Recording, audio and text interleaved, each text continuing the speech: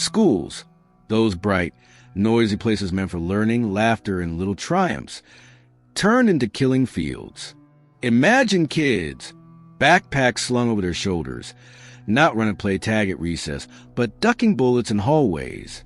Lockers slamming shut not from teenage antics, but from sheer panic. This isn't a horror movie. It's a reality that's torn through America, leaving a trail of heartbreak so deep it's hard to fathom. School shootings have stolen innocence from the young forever, and today we're diving into the chaos, how it started, why it keeps happening, and what it's done to us. Ready? Let's step into the darkness. It's tough to pin down the exact moment this nightmare took root, but let's rewind to a time when schools felt safe. Back in the mid-20th century, the worst thing a principal might deal with was a kid sneaking a cigarette behind the bleachers. Sure, there were fights, fists, maybe a bloody nose, but guns? They didn't belong in classrooms. The shift crept in slowly, a shadow growing over decades. Some point to the 1960s, when America's social fabric started fraying. Vietnam protests, assassinations, a nation bristling with unrest. Others say it's deeper, tied to a gun culture baked into the country's bones since the frontier days. Whatever the spark, by the late 20th century, something had changed. And then, in 1999, the shadow became a monster. April 20th, 1999, Columbine High School, Littleton, Colorado. Two seniors, Eric Harris and Dylan Klebold, walked into their school with shotguns, rifles, and homemade bombs. They'd planned it for months, dreaming of a massacre that would echo beyond their suburban town. In less than an hour, they killed 12 students and a teacher, wounded 21 more, and then turned their guns on themselves. The news replayed it endlessly. Grainy footage of kids sprinting from the building, SWAT teams storming in, parents sobbing outside. Columbine wasn't the first school shooting. There have been smaller tragedies, like the 1966 University of Texas Tower sniper, but it was the one that broke us open. It wasn't just a body count. It was a realization that this could happen anywhere to anyone's kids. America lost something that day, and we've been scrambling to find it ever since. The aftermath was a gut punch. Schools bolted their doors, installed metal detectors, ran lockdown drills like they were prepping for war. Parents hugged their kids tighter, whispering promises of safety they weren't sure they could keep. Politicians argued gun control versus Second Amendment rights, mental health funding versus rugged individualism. But while the debates dragged on, the shootings didn't stop. Take 2007, Virginia Tech, Blacksburg, Virginia. A student named Sung-Hui Cho shot 32 people dead, students, professors, before killing himself. It was the deadliest school shooting in U.S. history at the time, a record no one wanted broken. Cho had a history of mental illness, slipping through cracks in a system too strained to catch him. The question lingered, why couldn't we stop this? Then came December 14th, 2012, Sandy Hook Elementary, Newtown, Connecticut. This one hit different. 20-year-old Adam Lanzo walked into a school for little kids, first graders 6 and 7 years old. He shot 20 of them dead, along with 6 staff members, after killing his own mother at home. The details were unbearable. Tiny bodies in classroom, a principal who ran toward the gunfire, a nation watching in stunned silence. Sandy Hook wasn't just a tragedy. It was a wound that refused to heal.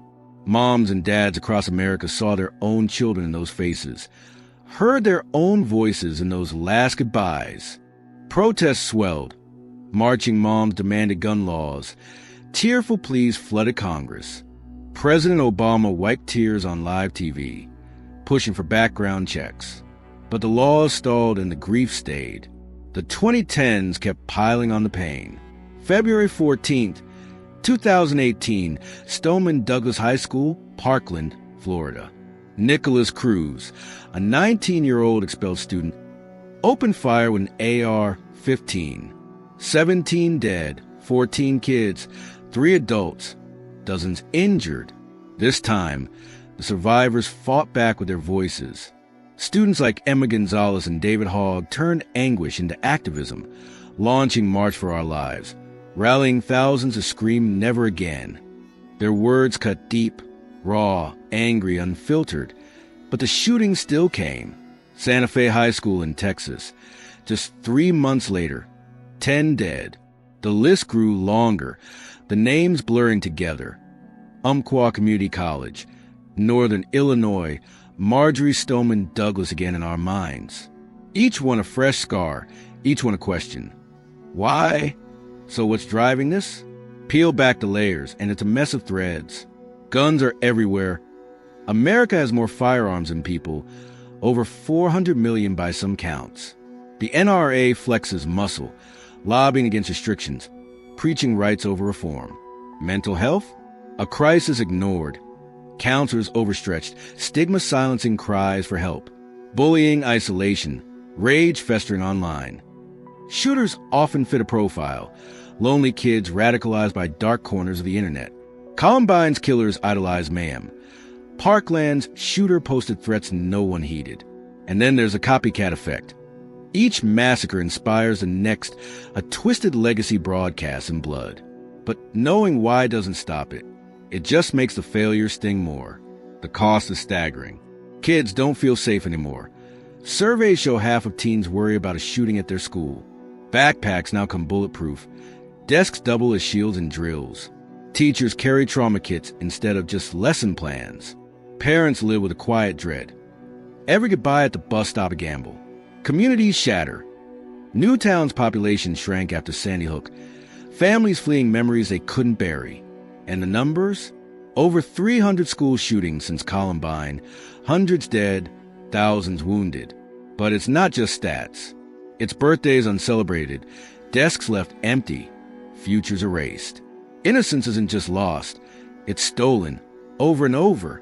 And yet, this isn't the end of the story.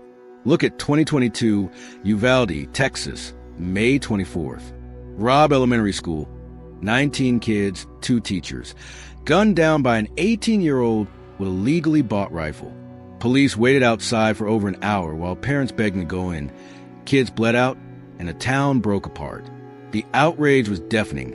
Lawsuits, resignations, a nation asking how many more. Gun laws tightened in some states, but others doubled down on arming teachers. The fight's louder now. Students, parents, lawmakers clashing over solutions. Some say ban the guns. Others say guard the doors. Everyone's yelling, but the shots keep ringing out. Where does this leave us? Schools aren't sanctuaries anymore, they're targets, and we're all caught in the crossfire. The heartbreak's carved into our culture. Songs about Columbine, documentaries on Sandy Hook, a generation growing up with active shooter drills like it's normal. Can we fix this? Some cling to hope. Parkland's kids still march. Uvalde's families still sue. Others see a cycle too broken to mend.